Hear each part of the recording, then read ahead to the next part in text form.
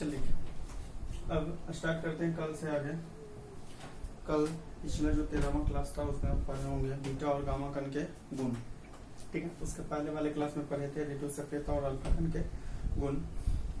अब इन सब के बाद जो सबसे पहले गुण वाला जो पढ़े अल्फा बीटा और गामा, उसमें से जो सबसे लास्ट वाला प्रॉपर्टीज होता है, किसको निकालेंगे तो कितना बचता है।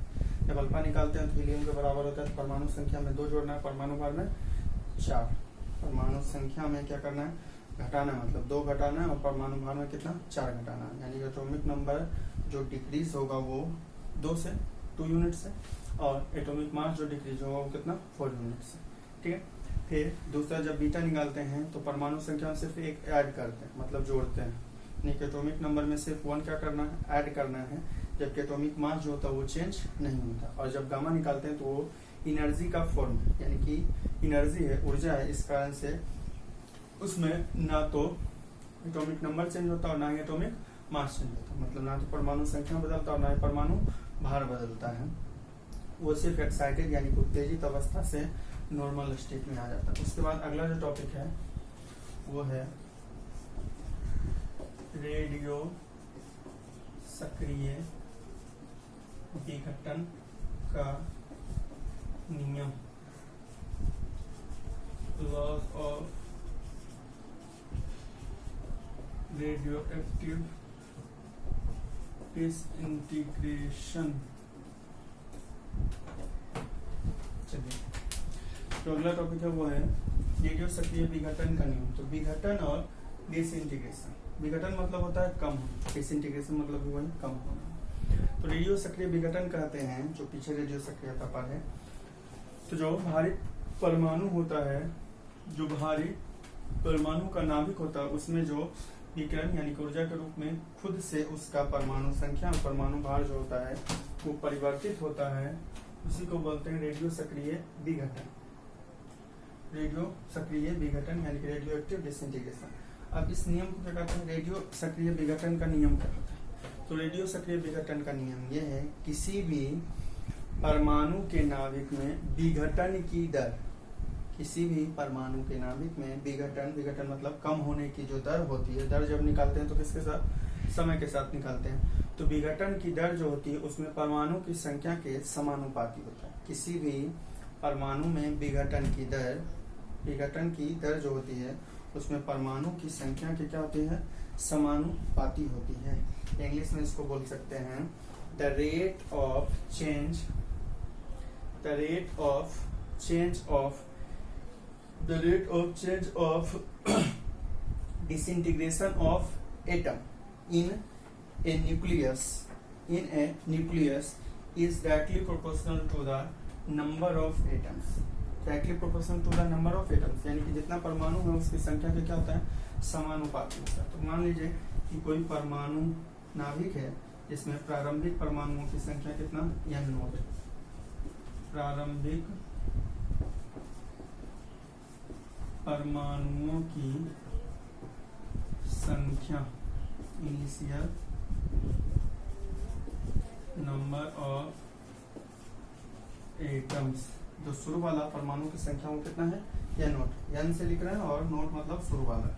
अब मान लीजिए कि t समय में विघटित हो गए परमाणु बचा कितना, n, यानी कि शुरू में जो था, यानी कि जब समय कुछ नहीं था, t बराबर कितना 0 था, तो ये जो था परमाणु की संख्या कितना, n0।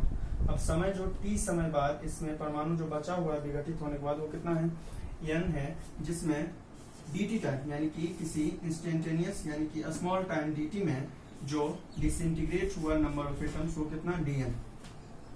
तो dt समय में जितना विघटित परमाणु हो वो कितना, dn है। तो क्या था नियम कि विघटन की दर निकालेगा, मतलब परमाणु की संख्या ऊपर में जितना विघटित हुआ और दर मतलब समय नीचे, परमाणु की संख्या कितना विघटित हुआ, dn, और समय कितना, dt। समानुपाती डायरेक्टली प्रोपोर्शनल होता है जो उस समय उसमें परमाणु की संख्या, इस समय इसमें परमाणु की संख्या कितना है, n, तो dn बाई dt डायरेक्टली प्रोपोर्शनल किसके, n के। लेकिन विघटन मतलब या डिसइंटीग्रेशन मतलब कम होना, तो इस कारण से इसके आगे क्या लगा देते हैं, माइनस लगा देते हैं। ठीक है, अब क्या कीजिए, माइनस dn बाई dt डायरेक्टली प्रोपोर्शनल को बदल दिए किसमें, बराबर में इक्वल में, तो यहाँ पे एक कांस्टेंट आता है lambda, where lambda is a constant known as decay constant, यानी कि लेमडा एक कांस्टेंट है जिसको कौन सा नियतांक बोलते हैं, क्षय नियतांक। लेमडा को बोलते हैं कौन सा नियतांक, क्षय नियतांक। तो डायरेक्टली प्रोपोर्शनल को जैसे इक्वल में बदले, यहाँ पे कांस्टेंट आया कौन सा, लेमडा। इतना देखिए,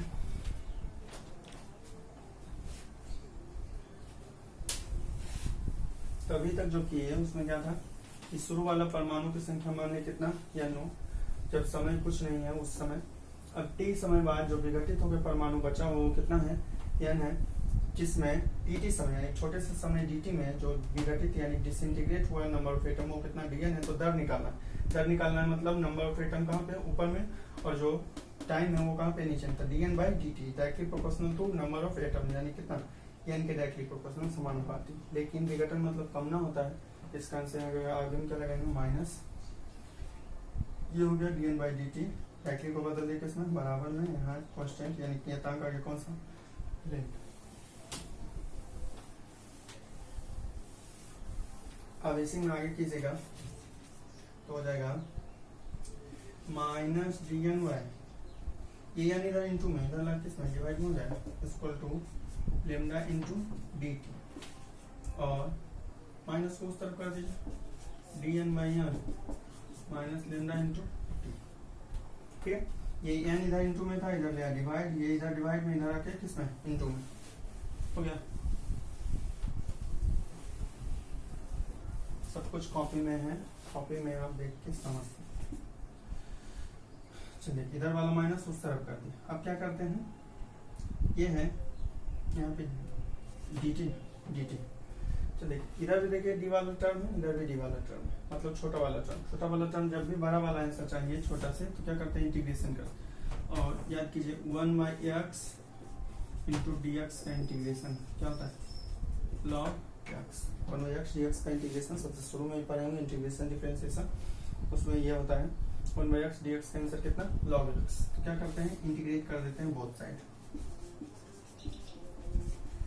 इंटीग्रेटिंग ऑन बोथ साइड्स, यानी कि दोनों तरफ समाकलन करने पर क्या जाएगा, ले लेना है दोनों तरफ, इंटीग्रेशन का साइन लगा दीजिए, dn by n equal to ये माइनस लेमडा इंटू dt,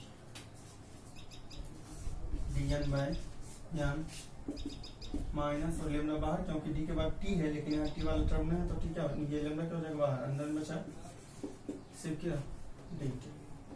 देखिए इतना,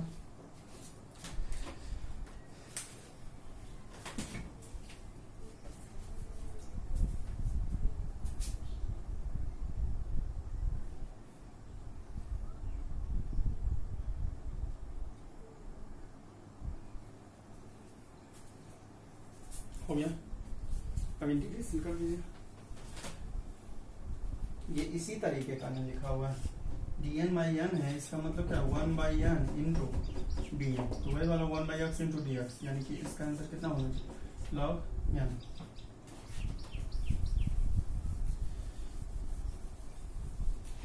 नीचे में मैं लिखता हूँ, चल देखिए ऊपर में लिखते हैं, तो हो जाएगा ये dn बाई n का कितना, log n is equal to minus lambda to dt का आंसर कितना, t।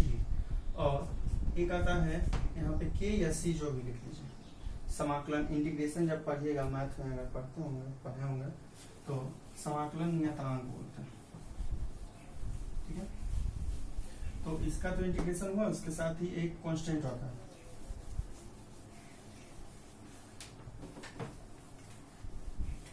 के जो है वो क्या है, जहाँ के जो है वो समाकलन नियतांक, इंटीग्रेशन कांस्टेंट, नियतांक, इंटीग्रल कांस्टेंट। चलिए, ये हो गया फर्स्ट इक्वेशन। यहाँ पे आप अब आंसर निकाल सकते हैं के का, और के का इसमें आंसर रख सकते हैं। चलिए देखिए, जब पीछे जो पढ़े, जब समय कुछ नहीं था, मतलब t बराबर कितना 0, तब परमाणुओं की संख्या n जो है वो किसके बराबर था, n नॉट के बराबर था। जब समय कुछ नहीं था तो प्रारंभिक परमाणुओं की संख्या यानी कि initial atom number of atom कितना था, n नॉट था। तो यहाँ पे n के बदले आप लिख लीजिए n नॉट और t के बदले कितना लिख दीजिए 0, क्योंकि पीछे ऐसा पढ़ चुके हैं। शुरू वाला जो परमाणु था नंबर ऑफ एटम कितना n नॉट था, t समय बाद में वो कितना हो गया, विघटित हो गया, मतलब डिसइंटीग्रेट हो गया n, तो उसके पहले वाला निकाल रहे मतलब जब समय कितना t बराबर 0 था। तो इसका मान रख दिया किसमें, 1 में, 1 में मान रखने पर रख देंगे क्या हो जाएगा, log e n के बदले कितना n minus lambda into T के बदले कितना 0 प्लस के, ठीक है। और log e n naught equal to 0 से गुना हो गया कितना 0 प्लस के। इसका मतलब के का वैल्यू जो है वो कितना log e n note, log note के बराबर यानी समाकलन नियतांक जो है वो कितना गया log n नोट। इसके का मान रख दीजिए 1 में, यहाँ के बदले के का मान समीकरण 1 में रखने पर रख दीजिए log n equal to minus lambda into T plus K के बदले कितना रखिएगा log n नोट। जहाँ के था उसके बदले के का वैल्यू रख दिए log n नोट। लॉग वाले दोनों को एक तरफ कीजिए, लॉग जिसमें जिसमें लगा हुआ उसको एक तरफ लॉग, ये प्लस में इधर आके माइनस बराबर minus lambda into T. Log में जब माइनस में होता तो भागा करके लिखता हूँ, जब प्लस में होता तो गुना करके लिखता हूँ। ये हो जाएगा लॉग ई, जो प्लस में है वो ऊपर और जो माइनस में है वो नीचे। लॉग में जब माइनस में होता है तो उसको भागा के रूप में लिखता है, जो प्लस में वो ऊपर होता है और जो माइनस में वो कहाँ पे नीचे में। जब किस रूप में सब्ट्रैक्ट के फॉर्म में होगा तो लिखते हैं डिवाइड के फॉर्म। इक्वल टू इधर बचा माइनस लेमडा इंटू कितना टी, और ये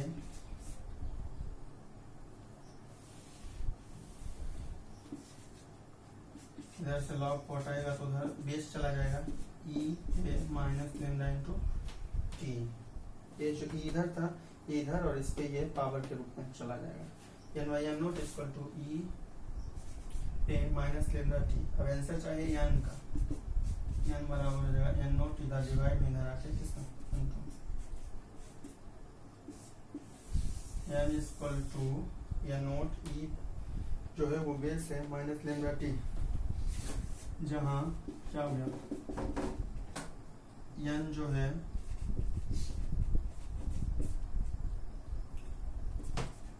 परमाणुओं की संख्या विघटन के बाद जो बचा हुआ, एन नोट प्रारंभिक मतलब इनिशियल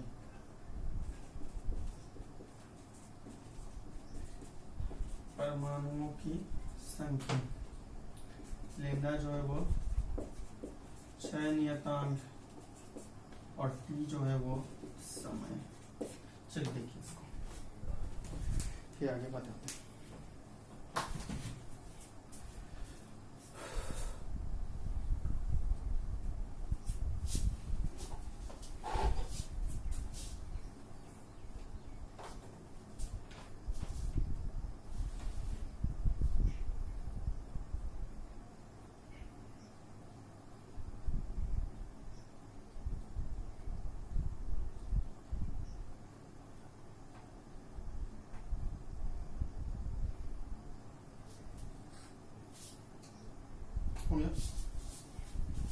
तो ये था रेडियो सक्रिय विघटन का नियम।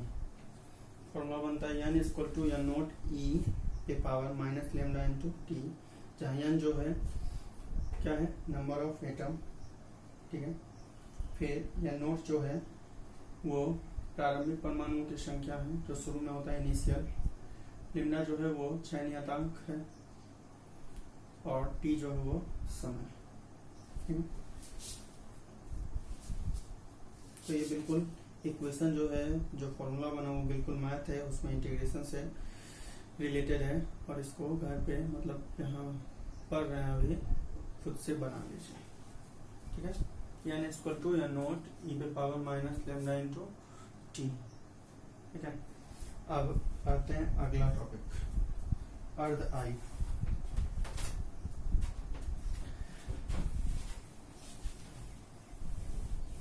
अर्ध आयु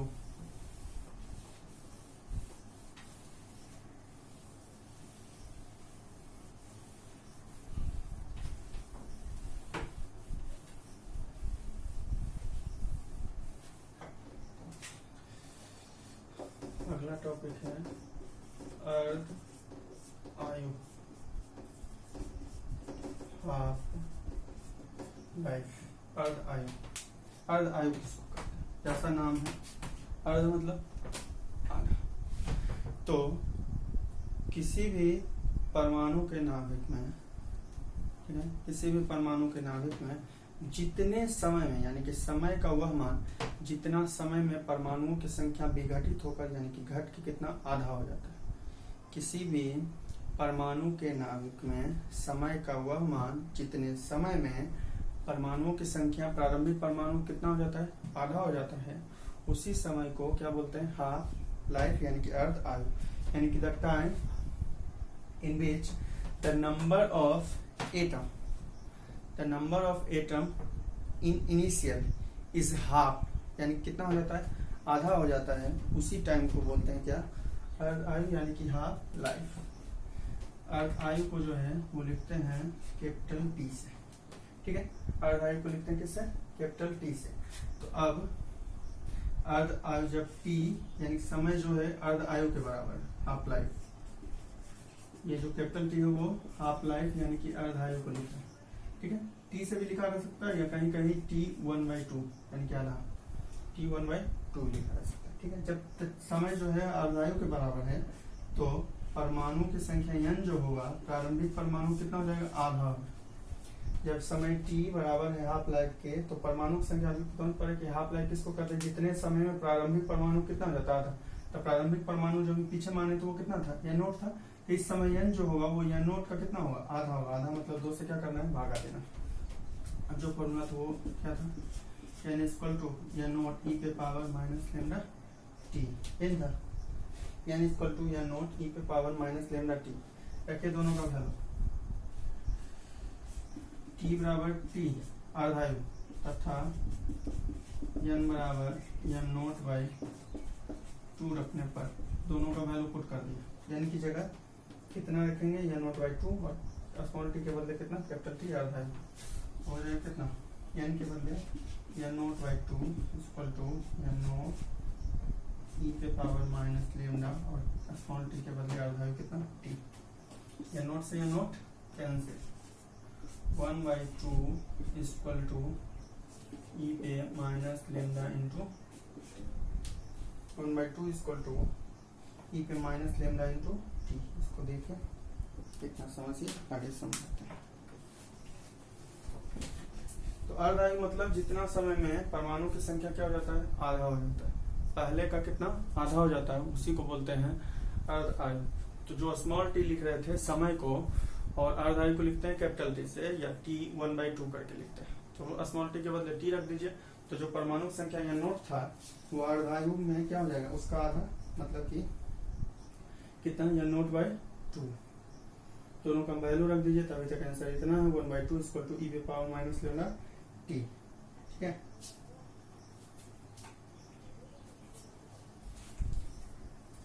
अब इसके आगे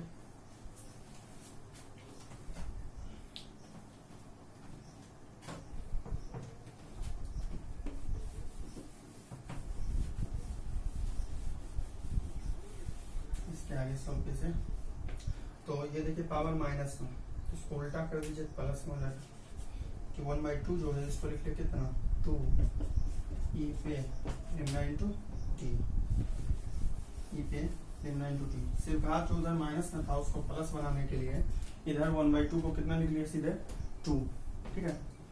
अब दोनों तरफ क्या कीजिए, लॉग, क्योंकि e को हटाना है, ई को हटाइएगा तो taking log on both side, दोनों तरफ लॉग लेने पर क्या हो जाएगा, log 2 इक्वल टू ई हट जाएगा, इधर से बचा कितना लेमडा इंटू टी। ठीक है, अब इसका जो वैल्यू होता है log E2 का 0.6931 होता है।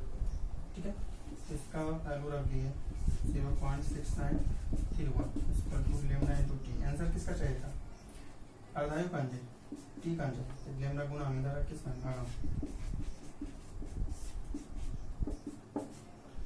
यही है अर्धायु का formula 0.6931 T equal to 0.6931 by lambda, यही है अर्धायु का फॉर्मूला।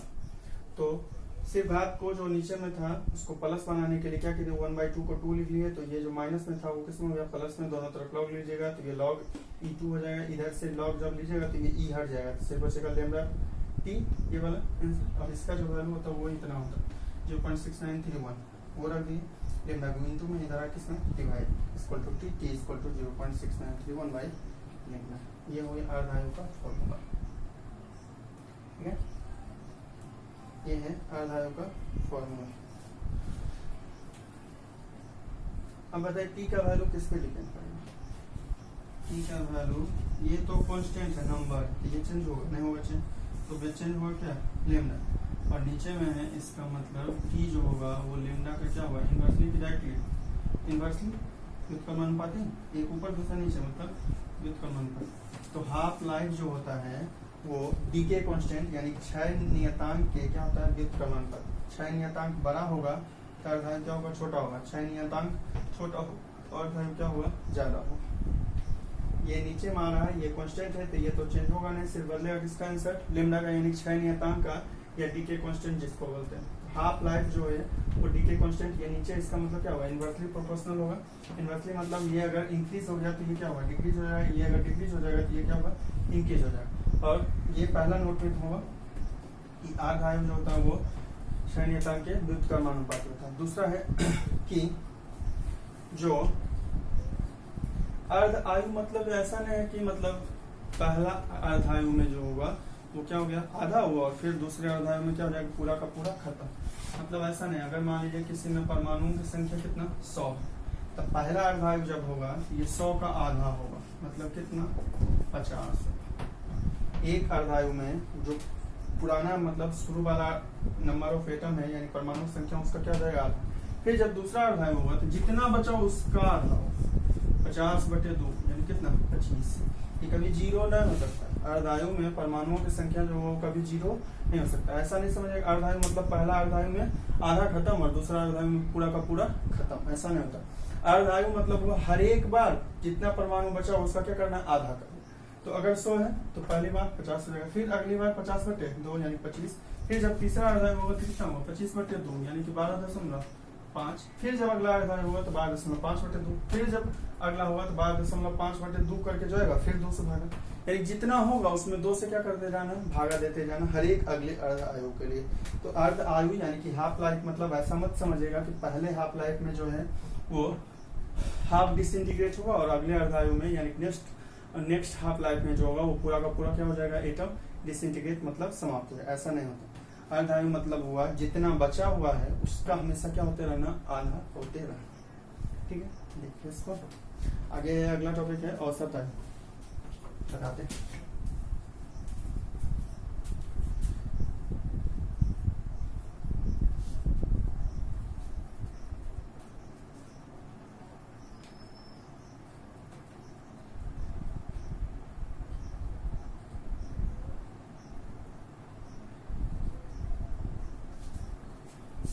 हो गया देखा हुआ। अर्धायु मतलब ये बुल से भी मत समझना है कि अर्धायु मतलब 2 अर्धायु में क्या होगा पूरा का पूरा परमाणु जो होगा वो क्या हो जाएगा खत्म हो जाएगा, ऐसा नहीं। हर बार जितना बचा हुआ उसका क्या करना है आधा करना। अब अगला टॉपिक देखते हैं औसत आयु एवरेज लाइफ।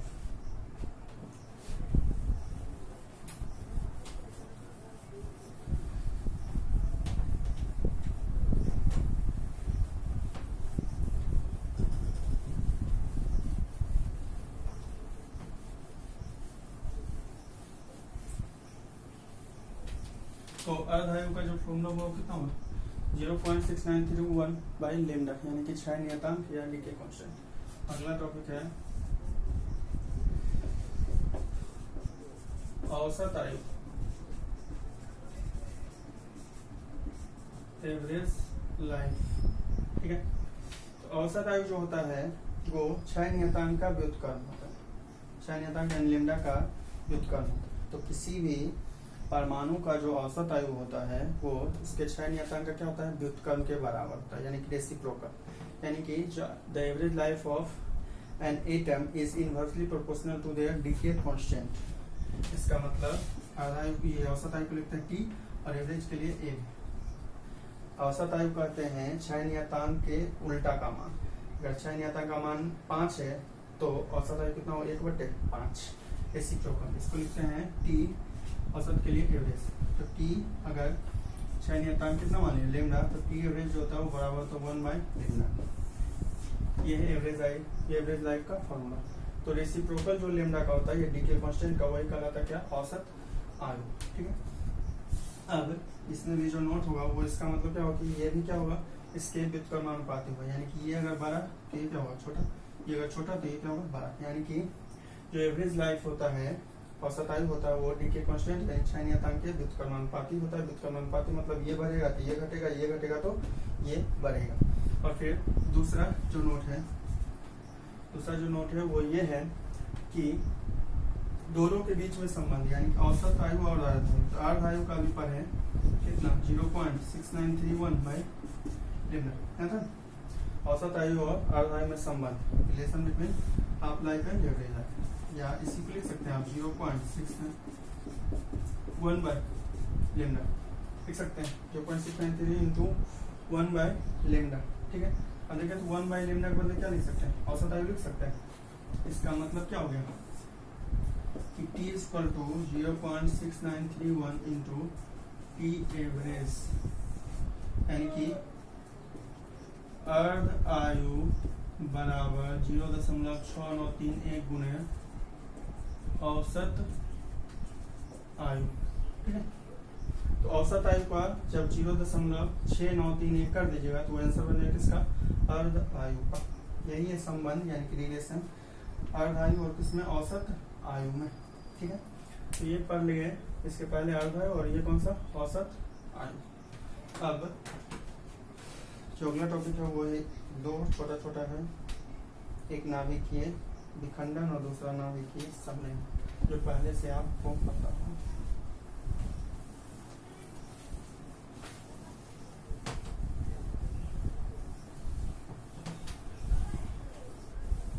नाभिकीय विखंडन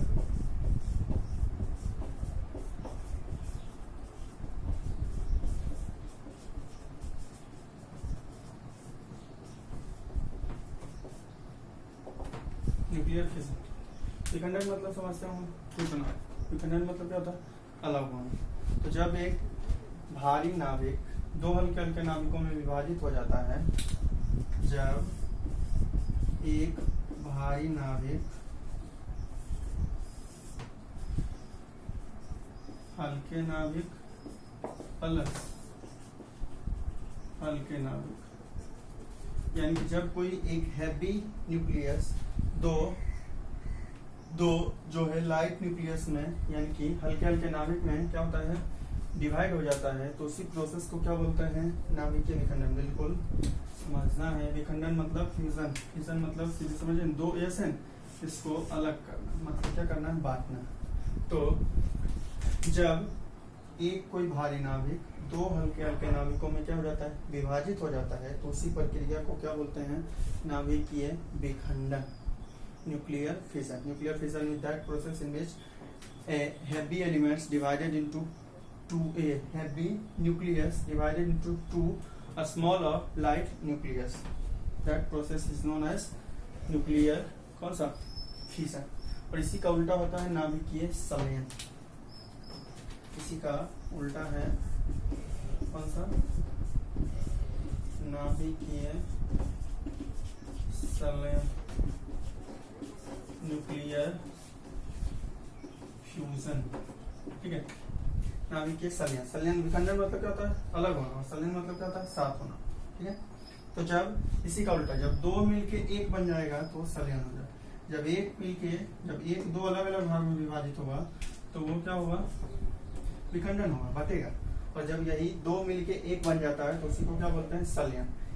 यानी कि नाभिकीय सलयन जो है एक ऐसा प्रक्रिया है जिसमें दो हल्के हल्के नाभिक मिलकर क्या करते हैं? किसी भारी नाभिक का निर्माण करते हैं। ठीक है, तो nuclear fusion is that process in which two light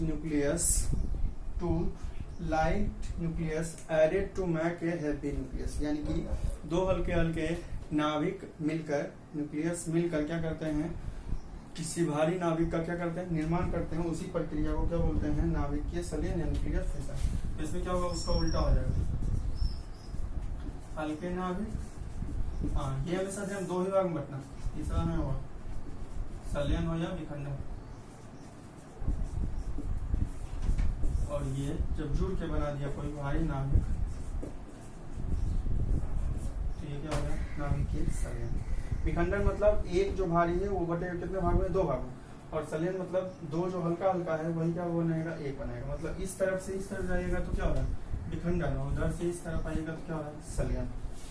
ठीक है, तो न्यूक्लियर फिजन मतलब टू पार्ट्स में बांटना है, और न्यूक्लियर फ्यूजन मतलब दो मिल के कितना बनाना है? वन बनाना है। ठीक है, देखिए इसके साथ इसमें दो नोट है, बताते हैं। इसको पहले देख लीजिए, फिगर से समझ लीजिए।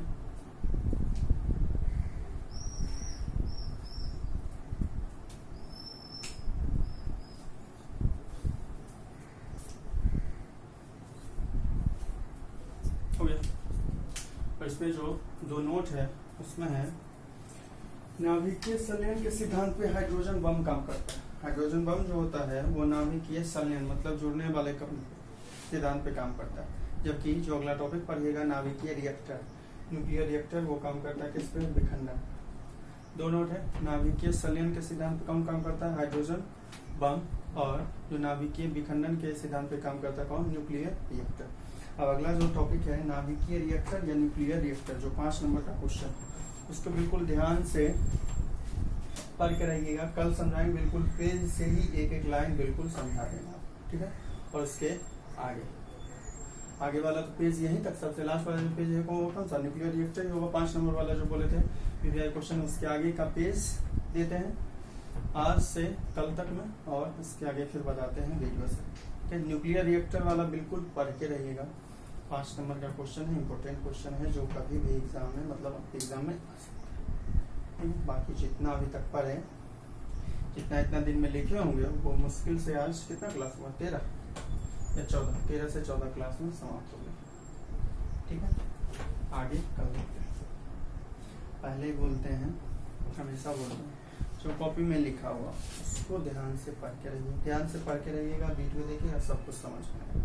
अगर उसको पढ़ के नहीं रहिएगा तो दिक्कत है। ठीक है, जो नहीं पूछने का कारण है वो सिर्फ दो ही हो सकता है। आप लोग या तो बहुत ज़्यादा पढ़े लिखे हैं, मतलब बेहतर है, दिमाग जो है वो बहुत ज़्यादा तेज़ है, जिससे कि अगर समझ लेते हैं तो उसके बाद फिर पूछने की कोई ज़रूरत नहीं पड़ती। या दूसरा, पढ़ाई लिखाई बिल्कुल छोड़ चुके हैं।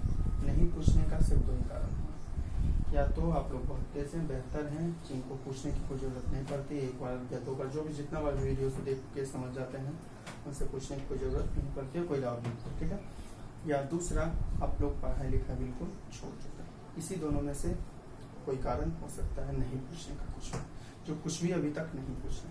उसके साथ ही आप अपना व्हाट्सएप वाला ग्रुप देखिएगा या जो भी देखिएगा, उसमें भी बहुत कम लोग अभी तक हैं। ठीक है, जो किसी भी तरह से अभी तक नहीं जुड़े, ठीक है, अगर संभवतः वो जुड़ सकते हैं तो उनको बताइए, नहीं जुड़ेंगे तो बाकी जो भी होगा, एग्ज़ाम होगा नहीं होगा, ये सब कुछ सोच के, अगर एग्ज़ाम नहीं भी हुआ, मान लीजिए कि आप लोग का 12th का एग्ज़ाम है, तो आगे ग्रेजुएशन होगा। ऐसा नहीं कि मतलब 2021 वाले में एडमिशन होगा आपका 12th में तो एडमिशन 20 में ही हो चुका है आप लोग का, तो 21 में अगर एग्ज़ाम हुआ तब भी नहीं हुआ तो ग्रेजुएशन का होगा। ग्रेजुएशन के लिए मतलब पीछे का कुछ जानकारी चाहिए कि नहीं चाहिए? तो अगर एग्ज़ाम नहीं भी हुआ तब भी आपके लिए फ़ायदा, और एग्ज़ाम हो तब भी आपके लिए फ़ायदा। ठीक है, तीसरा जो है नहीं पूछने का कारण हो सकता है कि या तो लेकिन वो कारण होगा नहीं, हम सिर्फ ऐसे बता रहे हैं कि हम इतना बेहतर आप लोग को समझा दे रहे हैं कि आप लोग को समझने की फिर जरूरत नहीं पड़ती, यानी कि कुछ पूछने की जरूरत नहीं पड़ती है, ठीक है। लेकिन इस तरीके का कोई कारण नहीं होगा पहला दोनों कारण, या तो आप लोग बहुत ज़्यादा समझदार हैं जिनको पूछने की कोई ज़रूरत नहीं पड़ती, या दूसरा ये कि आप लोग पढ़ाई लिखाई जो है बिल्कुल छोड़ चुके हैं। कोरोना है, ये होगा, एग्जाम में होगा, इलेक्शन है, बहुत तरीके का चीज़ सोच लिया हमने, ठीक है। तो जिनको भी थोड़ा बहुत भी पढ़ना है, ठीक है, थोड़ा सा भी अपना दिमाग काम करता है, पढ़ाई लिखाई बिल्कुल जारी रखिए, पढ़ते रहिए, जो भी सब्जेक्ट होगा पढ़ते रहिए, ठीक है। क्योंकि अगर 12th का एग्ज़ाम नहीं भी हुआ तो आगे ये जरूर होगा, ठीक है। आगे कल देखते हैं। नाभिक के रिएक्टर वाला पेज जो है वो बिल्कुल पढ़ के रखिएगा, 5 नंबर का क्वेश्चन है न्यूक्लियर रिएक्टर, ठीक है।